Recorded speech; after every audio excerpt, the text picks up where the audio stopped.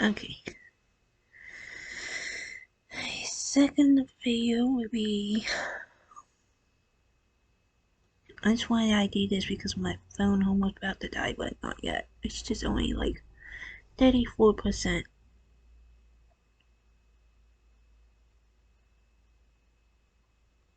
I steered the girls those last Snapchat footage showed their mother. It was supposed to be just a normal walk on the trail, and they went to go pick them up a couple hours later. They never showed up. I think the part that really struck a nerve is when we're told that this is part of a criminal investigation. A crime has been committed. I couldn't go outside of the house without having a panic attack. As early as February 15th, the police found a Snapchat picture taken by Libby on the trail. In the distance, there's a creepy man following them. There's this fear that they're walking around every day and they're seeing this person. If I was me, I'd get out. What do you think of when you think of evil? A mad doctor experimenting on his patients? What about a man with a hidden face waiting in the woods to kill your children? Tragically, this is what happened to Abigail Williams and Liberty German in February 2017. They were hiking in Delphi, Indiana, when they suddenly disappeared. But a man Liberty accidentally photographed revealed some terrifying clues. If you're ready for it, let's dive into the case of the girls whose last Snapchat footage showed their murderer.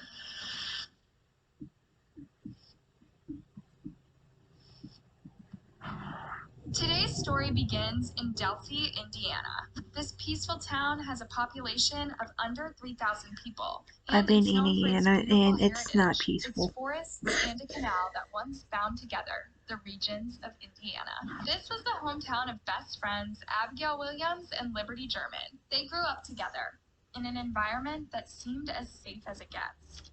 I think in 2017, Delphi was the safest place any of us felt like we could be. We would leave our doors unlocked. We didn't have security systems. No one in Delphi seemed to even have the concept of being on the lookout for danger. The whole town was just one big community. You know, this is where you go visit grandma and grandpa, your uncle, small businesses, restaurants, a great community to raise a family. And it seemed like it, at least for Abby and Liberty. They grew up with their loving families, and soon they became inseparable. She loved helping other people, being around, assisting her nieces, playing games and drawing and art and being creative. By the time she was 13 in 2007, Abby played the piano and the saxophone. Libby, on the other hand, was the more fearless, sporty type. She was very giving, very stick up for the underdog. You're inseparable. We were always together. We pretty much did everything together. On February 13th, 2017, Abby was 13 and Liberty was 14. It was a beautiful day. There was no school, and a lot of kids were outside walking, chatting, or playing. Soon enough, Libby chatted to Abby, and they decided to meet up and walk down to the famous park trailers around town. I was getting ready for work, and Libby busts open the bathroom door as I'm just sitting there getting ready, and she says, "Hey, can we go to Highwords today?" The moment I dropped them off, Libby got out of the car and turned around and told me she loved me. Those were Libby's last words to her sister. At around 1:30 p.m. that day, the girls started hiking on the Monon High Bridge over Deer Creek. Half an hour later, Libby posted a photo of Abby walking down the bridge. It was supposed to be just a normal walk on the trail, and they went to go pick them up a couple hours later. They never showed up. Abby and Libby were supposed to meet Libby's dad at 3:15 p.m. He was going to drive them home, but they weren't at the meeting point, and they weren't answering their phones either. Becky tried to call and wouldn't get any response, so she called me probably about 4 o'clock or so in the afternoon, and she said, "Hey, can't get a hold of Libby." I said, "All right, let me pack up here and I'll head that way." Libby's dad went around the trail and walked down every path, thinking Libby's going to be grounded for fooling around like this. In fact, both girls' families were convinced that they were just being silly or forgetful and were planning to tell them off for doing so. We didn't think the worst. We didn't nowhere near think the worst. However, Libby's dad was quick to call the police. After all, his daughter was missing, and there was no sign from either of them. But the local police and community searched through the whole trail, only to find nothing.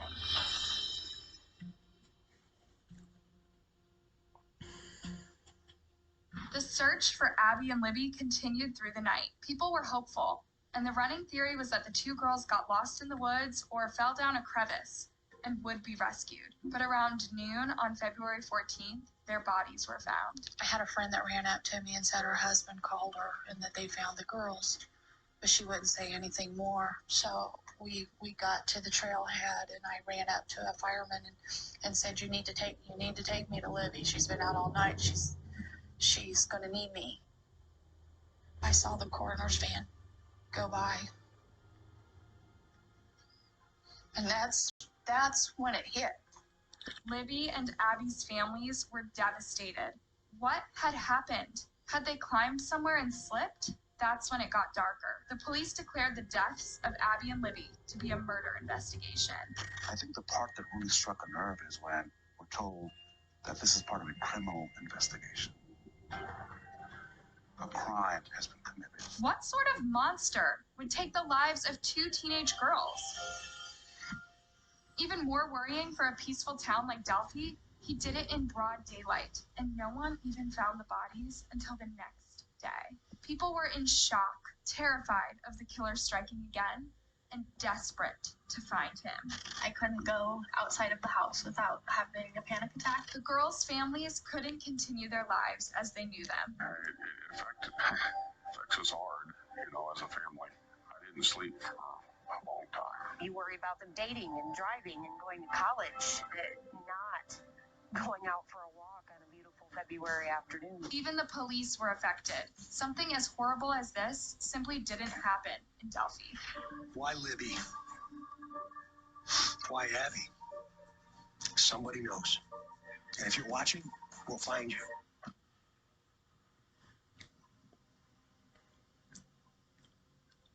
As early as February 15th, the police found a Snapchat picture taken by Libby on the trail. In the distance, there's a creepy man following them. Did Libby photograph this man on purpose, or was it an accident, as she was really taking a snapshot of the scenery? But the police soon discovered there was also a recording that Libby took of him. And before long, you actually hear his voice. As you might have guessed, this made the case gain nationwide attention. Here he is, Delphi. Here he is, community. Here he is, America. That's the guy. Can you find the guy? Indeed, the police thought that with a picture and a recording of his voice, there was no way the killer wouldn't be caught within a few days. The people of Indiana had taken a good look at Libby's picture. More clues should be coming soon. Everyone was sure. Hear that person's voice. It's creepy. Kind of puts chills down your spine. And they released a sketch of the suspect. But no arrests were made to this day. In 2019, 2 years after Abby and Libby's deaths, the police released the video of the killer walking behind the girls. There's no one on the planet that wants to go to that more than me and say, we finally did it. In 2019, 2 years after Abby and Libby's deaths, the police released the video of the killer walking behind the girls. Until then, the public only had his picture and the recording. Eventually, the sketch was updated to match the details of the man in the video recording, as well as the description that someone gave for a hiker walking alone on the trails at the same time of the girl's disappearance. The two pretty different sketches caused speculation and confusion worldwide. Were the police looking at two suspects, or did they simply get new details and scratched the first sketch? Are there two suspects that you're looking for? There are not. I saw some coverage tonight where I saw Becky Patty was interviewed back in 2019 when that was done, and she said tonight it was like a gut punch, and I felt that gun punch tonight because I would never ever intentionally cause that to happen. Once again, no arrests were made, But the Indiana police never gave up on the case. In fact, even the FBI got involved. Our investment in that investigation has been and continues to be significant. But Abby and Libby's case made the headlines again in February 2022. Investigators want to speak to anyone who may have communicated with, met, or attempted to meet a man named Keegan Klein. Apparently, Klein had created a fake Instagram profile that was active in 2016 and 2017 with the name Anthony_Shots. He'd used images of a male model to attract young teenage girls and convince them to send him nude pictures as well as their home address. Klein was charged with child exploitation and for the time being, it's unknown whether Abby or Libby communicated with the fake Anthony Shots online. do you think it's possible that your sister and Abby were communicating with this account? I think that the account is definitely important and that we have to keep sharing it and putting it out there because for whatever reason, law enforcement thinks it's important. The police are confident they're getting closer to the killer every day. Meanwhile, dozens of tips come forth every single week. I still get between probably 25 and 40 direct tips a week right here, literally from around the world. But the police have to sift through them carefully. Biggest evidence in this case comes from Libby German's cell phone. That grainy image of a man on the High Bridge and an audio recording that the 14-year-old had the forethought to take, even in the face of danger. Hundreds, if not thousands, of tips have poured in from social media. But these tips can hurt the case as much as they can help it. On social media, people take matters into their own hands and post opinions more than facts. This makes the work even harder for the investigators. I think when people start doing their own investigation and start comparing what they think, that creates problems.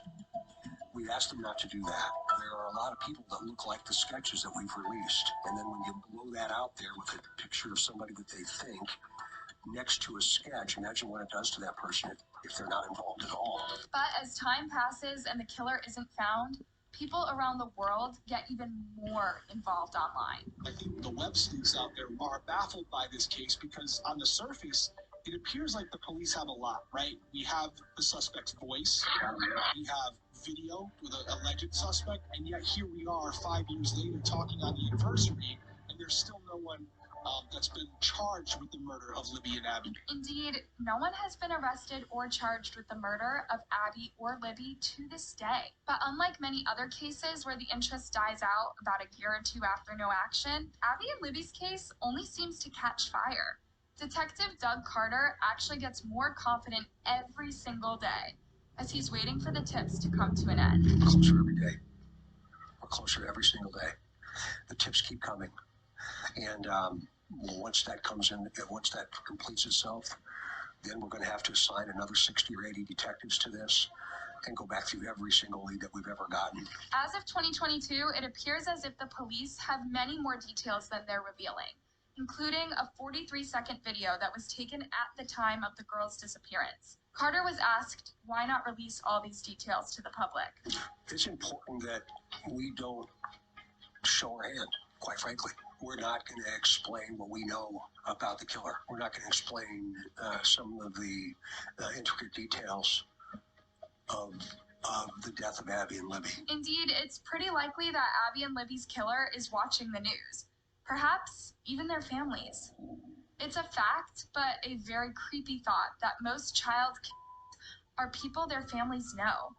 Neighbors, people from their schools, or even relatives. The thought that Abby and Libby's murderer is still walking freely in Delphi or is even someone the families know scares the whole community. But they definitely said they are afraid and there's fear that when this is ultimately solved, they are going to know who this person is. And because it's such a small community, you know, it's just a couple, 3,000 people. There's this fear that they're walking around every day and they're seeing this person. As Abby and Libby's families prepare to find out who the killer is, they also spend a lot of time raising awareness about the case and making sure Delphi is a safe place to raise your kids. You're outside. You do stuff outside. That's what we have. So the trails is kind of what Delphi had. Abby and Libby's case is a deeply tragic story and a scary one for the Delphi community. But it's one of the few cases that have gathered no dust as time passes. The police are getting more and more confident, and the internet is waiting eagerly to hear more updates. And that's the truly upsetting case of Abigail Williams and Liberty German. Thank you for tuning in to another episode of Anna Solves. Hey, don't be shy, give this video a like and subscribe, and if you can take it, why not check out the other disturbing cases? Have a good night, stay safe, and take care of each other. It's scary out there. Hi guys. I will see you in my other one, so I'll see you then.